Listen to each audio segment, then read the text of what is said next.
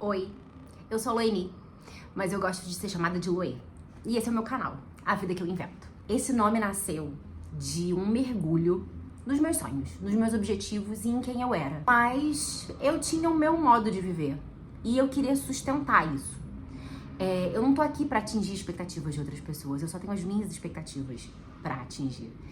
Então, eu entendi que eu tava fazendo escolhas fora do comum, mas muito comuns à minha geração. Mas ao invés de tentar mudar e me adaptar, eu decidi que a vida é minha e é a vida que eu invento e que eu venho inventando desde que eu me entendo por gente. Então, disso nasceu esse canal e eu convido a vocês a ouvir e pensar junto comigo em algumas reflexões da vida adulta. Vamos pirar juntos aqui? Antes de pensar numa vida que eu invento, eu juro que eu pensei no nome puxando conversa, porque a minha ideia era trazer os assuntos pra gente dialogar respeitosamente. Mas eu acho que dá pra puxar conversa a partir da vida que eu invento. Afinal, esse canal é sobre a minha perspectiva, né? Então, vamos lá papear. Se você assistiu algum dos meus vídeos anteriores, você já viu que o meu assunto do momento é ter feito 40 anos. Na verdade, esse canal aqui veio pro mundo de verdade aos 40. Na verdade, ele veio, acho que no primeiro vídeo oficial, era eu falando da crise que tinha batido de fazer 40 anos. Que não era uma crise de tipo uma coisa horrorosa, mas é uma loucura. Gente, é uma loucura. Todo mundo sabe, né? Todo mundo sabe. A vida passar é uma loucura. É uma loucura. Você faz 20 anos e você fica, meu Deus, 20 anos. Você faz 30, você fala, meu Deus, 30. Você faz 40, você fala, meu Deus, 40. É só uma sensação de tempo passando. Só que eu acho que a principal diferença dos 40 é que dá uma sensação de meia-idade mesmo, assim, de que você chegou na metade da vida.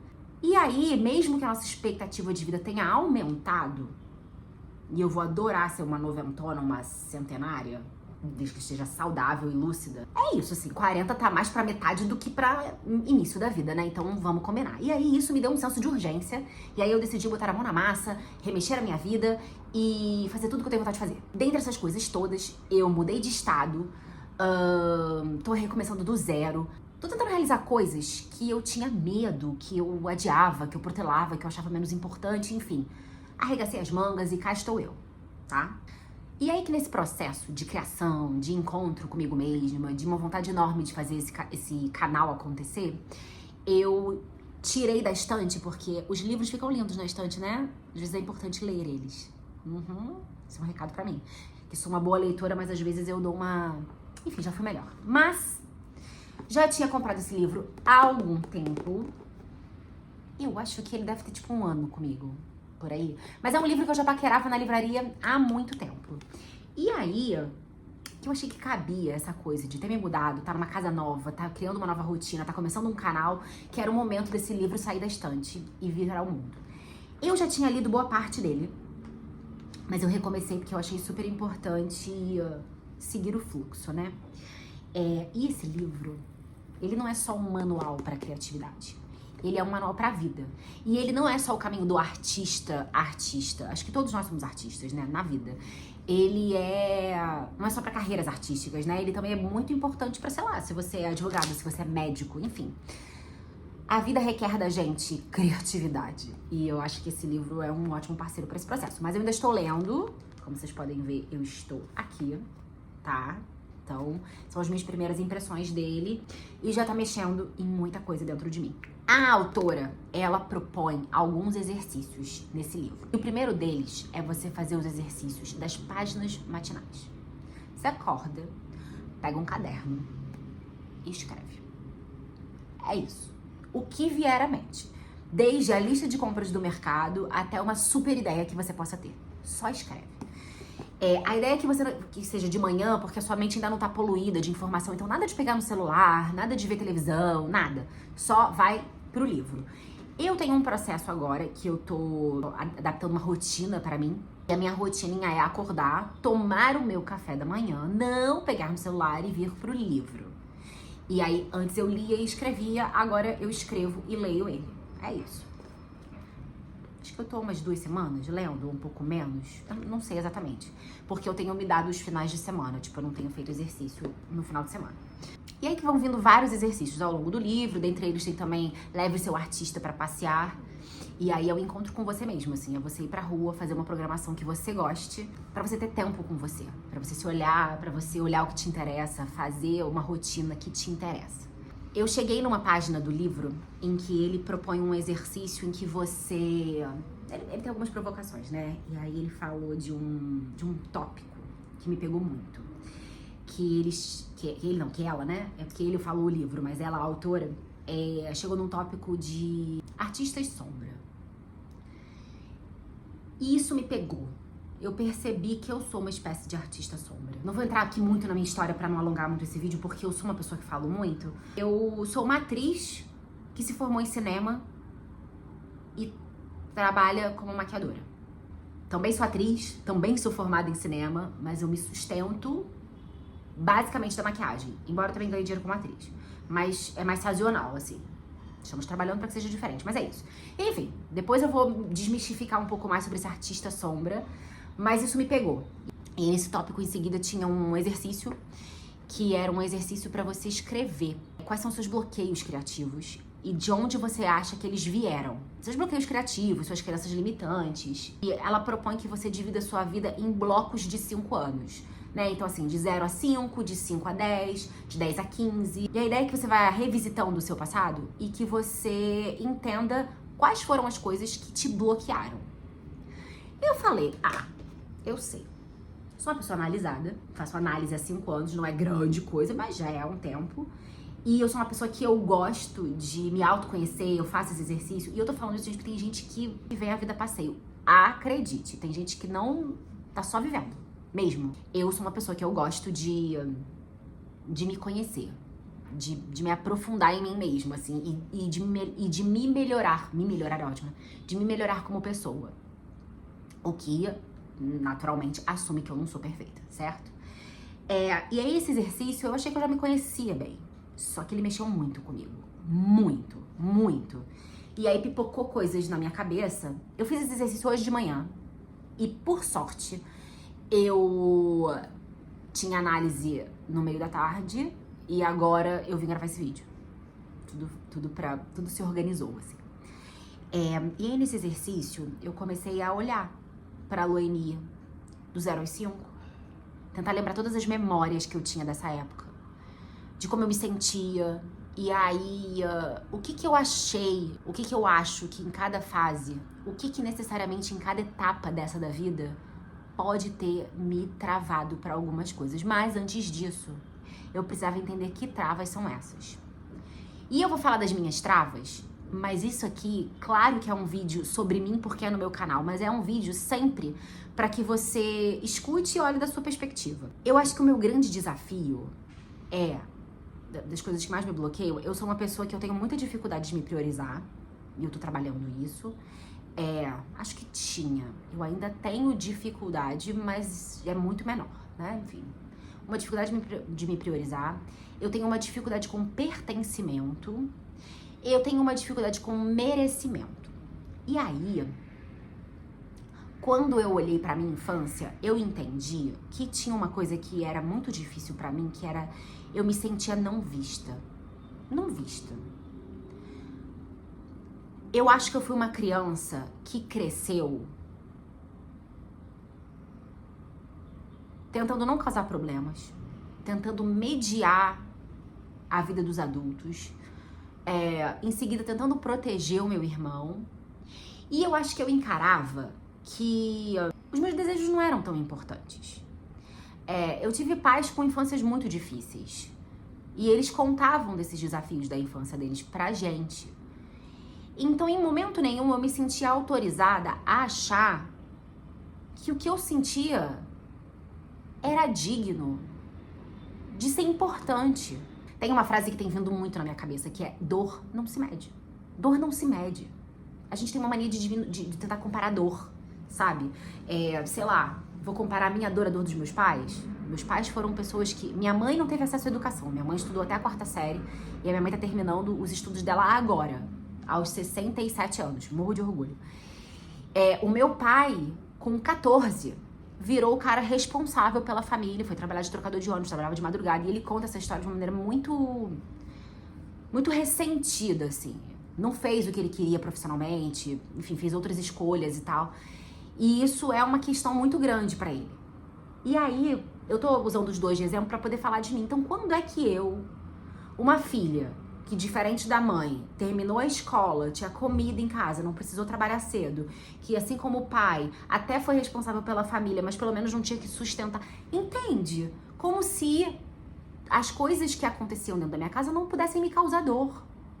A ausência dos meus pais, a falta de atenção, a separação, a depressão da minha mãe, todas essas coisas não pudessem me causar dor. E aí eu fiquei achando por muitos anos que eu era uma pessoa de boas. Não, aconteceu isso na minha casa, mas eu me lidei super bem. Porque das duas, uma, acho que não tinha muito espaço pra sofrer. A vida precisava andar, precisava trabalhar, precisava fazer as coisas. E, ai, sério que você tá reclamando? Olha, tanta gente, tem gente que não tem o que comer. E aí, assim, realmente, como é que você compara a dor, né, de você, de repente, ser a criança que tá resolvendo tudo dentro de casa, mas você tem uma casa, tem gente que tá na rua sem o que comer. Então, assim, não dá pra comparar. Tudo é dor, tudo é dor. O que eu acho que difere as consequências dessa dor é como você lida com ela. Você veste a camisa do sofrimento e diz, ok, eu sou uma vítima da minha família, eu sou uma vítima de um sistema, Somos. A grande maioria de nós vai ter aí história com família, com pai, com mãe, com avó, com tio, com não sei o que. Somos. A maioria de nós somos pessoas trabalhadoras, né? Que estão aí fazendo corre de cada dia. E que a vida social, e que o trabalho, e que o transporte público, e que a violência impacta diretamente na nossa vida. Uns mais e outros menos. A grande maioria de nós. Mas o que a gente faz com isso? E onde é que isso dói na gente? Como é que a gente se reinventa? Né? E é isso que vai determinar a nossa vida. Porque para uns o caminho vai ser muito mais difícil. Vai. A gente não parte dos mesmos lugares. Mas tem gente que parte de lugares muito difíceis e isso é mola propulsora pra pessoa chegar muito longe. E eu não tô aqui falando de meritocracia não, tá? Pelo amor de Deus. Eu tô simplesmente falando que às vezes a pessoa consegue usar a dor pra ser o que faz ela sair daquele lugar. Mas às vezes a pessoa usa a dor como uma camisa que aquece ela e é tudo que ela tem. Então ela fica ali. Então assim, é isso que eu quero dizer, que dor não se mede. É o que você faz com a sua dor. E aí, eu acho que a primeira coisa que a gente precisa fazer é reconhecer a nossa dor. E aí vem pra parte do livro. Que ele me lembrou de reconhecer a minha dor. Me lembrou de olhar pra ela. E me lembrou de abraçar ela. Porque ela existe. É lógico que ela existe. É lógico que tem trauma, é lógico que tem bagagem. Mas e o que eu vou fazer com isso? E aí na terapia, a minha terapeuta me confrontou, minha analista, porque eu faço análise, mas eu não consigo falar análise, gente. Mas tudo bem, é a análise que eu faço. É só porque são realmente linhas diferentes, né? Mas enfim, aí a minha analista falou, mas o que você vai fazer com isso? O que você tá pensando em fazer com isso? A verdade é, eu quero só reconhecer que doeu, que foi difícil, sabe? E que isso me trouxe até aqui. E aí ela me fez uma provocação muito legal, que ela falou assim, tá, mas agora o que te faz permanecer nesse lugar? E aí é isso que eu tenho que olhar. O que vai me fazer permanecer? Porque o exercício do livro te faz olhar os de 5 em 5 anos. E foi ótimo, porque eu entendi em cada fase da vida o que eu entendi, né? Enfim, eu dei uma olhada nisso, né? Acho que entender, a gente vai entendendo com o tempo. Mas eu fui pontuando coisas que eu acho importantes, que eu acho que foram determinantes para algumas escolhas na minha vida e algumas posturas. Mas aí o que eu vou fazer com isso? Para eu não me manter nesse mesmo lugar. Para eu não cometer os mesmos erros. E aí a primeira coisa que eu digo aqui é, a coisa que mais importante, que eu acredito que eu preciso fazer agora é me priorizar. E isso não é egoísmo, de maneira nenhuma. Não é. A gente precisa cuidar da gente. A gente precisa estar bem pra gente poder cuidar do outro. Porque se a gente não tá bem, se a gente tá cagado, se aparece um outro cagado, a gente se afunda junto. E o pior, às vezes, o que aparece não é um cagado. Às vezes, o que aparece é um oportunista, tá? E eu tô citando isso porque isso acontece muitas vezes em relacionamentos amorosos. Eu muito nova, queria muito namorar, muito namorar. E aí nessa leitura do livro eu entendi uma coisa. Eu não queria só namorar porque todas as meninas da minha idade namoravam e porque a gente é criada nessa coisa do amor romântico. Eu queria namorar porque eu queria ser cuidada, eu queria ser vista, eu queria ser olhada. E como na minha casa eu era só a filha mais velha que ajudava a cuidar do irmão, a filha mais velha que administra a relação com a ex-mulher. E era tipo assim, gente, oi, eu sou a Loini, a filha de vocês, por favor, me deem atenção. Essa menina tava querendo fazer o quê? Arrumar um namorado pra ver se ela construía a vida dela, como muitas meninas fazem. Porque a gente era criança, a gente era inexperiente, era o que a gente podia fazer, era o recurso que a gente tinha, certo? E aí agora, me priorizar é me cuidar para que eu esteja forte, não só pra mim, mas pra Loini do futuro. E em consideração com aquela Loini da infância. Não sei se isso parece um papo muito de Lulu, mas assim, pra mim é muito mais fácil quando eu penso em mim criança, quando eu tô fazendo as coisas. Um exemplo, se eu vou comprar uma roupa, eu geralmente compro as coisas com muita culpa. Eu fico assim, meu Deus, será que eu tô precisando disso? Será? Eu acabei de me mudar pra São Paulo, e aí o que eu descobri morando em São Paulo é que as minhas roupas do Rio não são adequadas pra São Paulo. Eu vinha pra São Paulo visitar o meu namorado. Então tá, tem umas roupinhas de frio, que foi com o tempo eu fui comprando casacos mais potentes, que eram casacos que eu nem levava pro Rio, ficava aqui na casa dele. Mas no dia a dia, eu percebi que não tem roupa. E que minhas roupas do Rio não estavam atendendo. E aí, nessa de percepção de que não tinha roupa de frio, eu falei, preciso comprar roupa. Só que eu não queria comprar roupa. Por que eu não queria comprar roupa? Porque eu acabei de me mudar, eu tô montando meu apartamento, não tenho tudo ainda, tenho tudo que preciso, mas ainda tem muita coisa que eu quero fazer aqui. Tô chegando na cidade, ainda não tenho o volume de trabalho que eu gostaria. Então, né? Mas assim, eu vou passar frio? Tô precisando. E aí me veio a cabeça assim, se fosse pra qualquer pessoa, tipo meu irmão, minha mãe, imediatamente eu ia passar um cartão e foda-se como é que vai pagar. Mas eu ia passar o cartão e ia comprar. E quando é pra mim, eu fico com culpa. Quem vai me proporcionar as coisas? Só eu mesma. E aí eu não tô fazendo justificativa pra gastar dinheiro, não. Muito pelo contrário. Eu tô fazendo justificativa pra, tipo assim, gente, mas se eu não me cuidar, quem vai me cuidar? E se eu não me comprar uma roupa de frio, quem vai me comprar? Eu que tenho que comprar. Lógico, vou comprar a roupa de frio. E aí fui comprar a roupa de frio e pensei nas roupinhas direitinhas. Inclusive, essa é uma delas. Eu queria uma blusinha... Que aqui em São Paulo é essa coisa de camada, né? Você tem que botar 3 peças, 4 peças. Enfim, e aí é isso, assim, vou me priorizar. Que é isso, se fosse pra uma outra pessoa eu ia comprar, não vou comprar pra mim? Vou comprar pra mim. E aí voltando pra essa coisa de que a gente tem que estar bem pra gente poder ajudar o outro, a gente tem que estar bem pra não ser passado a perna. Porque é isso, aí eu entrei em relacionamentos ruins. Relacionamentos que eu tava aqui querendo ser cuidada, e aí eu arrumava uns boys que precisavam ser cuidados, e aí era mais gente que eu cuidava e no final das contas eu não recebi o mesmo em troca. Porque a gente busca aquilo que a gente quer receber, né? A gente busca. A gente muitas vezes dá o que a gente quer receber. Pode perceber isso. E aí, entrei em relacionamentos furados, mas realmente aprendi com isso também, né? E eu acho que também é importante fazer as pazes com as nossas histórias, né? Principalmente amorosas, que eu acho que é onde a gente mais cresce. E aí a gente precisa estar bem também porque, eu não sei se vocês viram essa notícia, não sei em que momento vocês vão ver esse vídeo, mas tem uma história de uma mulher de 37 anos que tava passando a perna em todo mundo, dizendo que era uma criança de 12.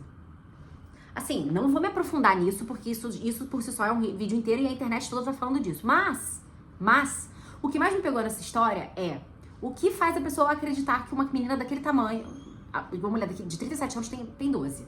Quem cai nessa história? E aí, eu pensei, o quanto essa pessoa que tá acreditando nessa história tá fragilizada, tá propícia a acreditar nisso. Porque a mulher dava golpe em igreja, em grupos de acolhimento, de mulheres em situação de violência. Ela sabia onde ela ia. E quem compõe esses grupos normalmente? Mulheres que sofreram violência. Mulheres que encontraram na igreja o acolhimento que precisavam para suas vidas e aí querem acolher outras pessoas. Ela sabia em quem ela ia. E aí tem uma das mulheres que é a que na verdade depois eu vi que o depoimento não era da pessoa que ela ficou 14 meses, era uma outra pessoa, mas a mulher falando é tipo, ai, mas vocês tinham que ver o jeito dela, aí ela me pedia uma mamadeira, ela me pedia pra cantar pra ela. Amor, tu tá com um vazio enorme na tua vida, seja porque você não recebeu afeto, porque você tá precisando de um filho, sei lá, não sou psicóloga pra dizer, mas você precisa resolver essa lacuna aí pra que não apareça pessoas como essa e te enganem. A gente precisa estar atento às nossas dores. A gente precisa olhar pra elas, sabe? Eu vi alguma coisa em algum lugar dizendo que o medo é tipo a sombra. Se você encara ele de perto, você vê que ela é pequenininha. Agora, se afasta da sombra, como é que ela fica muito maior? Então, assim, olha o seu problema, olha a sua dor, sabe? Entende ela, sabe? Reconhece ela. Porque ela não vai deixar de existir, a sombra vai seguir ali. Mas você consegue... Ela se torna familiar, ela se torna... possível de ser contornada, você consegue olhar pra ela mais de perto. Faz sentido? Nessa coisa de me cuidar, eu decidi entrar na academia. Porque aí, falando de novo de Loeni do futuro, eu fico pensando na Loeni velha. E aí eu tô numa coisa de olhar as mulheres mais velhas e ficar encantada com elas. Tipo, os últimos trabalhos que eu fiz, uma série e uma peça, tem muita galera mais velha, assim, tipo 50, 60 a mais, assim. Eu posso até dizer que dentre elas eu tava trabalhando com a Marieta Severo e com o Zé de Abreu. E eu fiquei tão apaixonada pelos dois, assim, por tanta potência, tanta vida, tanta... Enfim, e aí essas pessoas estão me fazendo olhar pro futuro, pra Loeni do futuro. Então tudo que eu tô fazendo agora é por ela. Então essa é uma carta aberta pra Loeni do futuro. Tudo que está sendo feito agora, gata, é por você, sabe? E também é pra Loeni do passado, em consideração a ela. Mas tudo que a gente pode fazer é mudar o futuro. E o que eu tô fazendo agora tá implicando no meu futuro. E o futuro é daqui a 1 hora, daqui a 1 dia.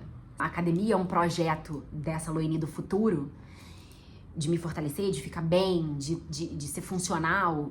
E lógico também pra me sentir mais bonita, né? Os 40 vão chegando, o corpo vai mudando e eu tô querendo, tipo, ficar bem. Porque eu também não quero entrar nessa pira de parecer jovem pra sempre, porque eu acho isso uma loucura. E aí eu tava ouvindo um podcast da Lela Brandão, que eu amo Lela. Ela é realmente inspiradora. E ela tava falando de eu não sei se foi uma provocação. Enfim, ela tava falando sobre isso no podcast dela. De que se você tivesse uma videochamada com uma amiga daqui a 6 meses, o que você queria estar contando pra ela? Isso me pegou de um jeito, assim, sabe? De tipo, cara, o que eu quero estar contando daqui a 6 meses? Isso tem que ser a sua mola propulsora pra fazer as coisas que você quer fazer. Precisa começar. Precisa começar. Mas e aí, você já começou? Já começou? Esse futuro vai chegar. E esse futuro, o de agora ou de daqui a muitos anos, ele vai chegar. E você começa a construir ele agora. É isso. Espero que faça sentido. Um beijo.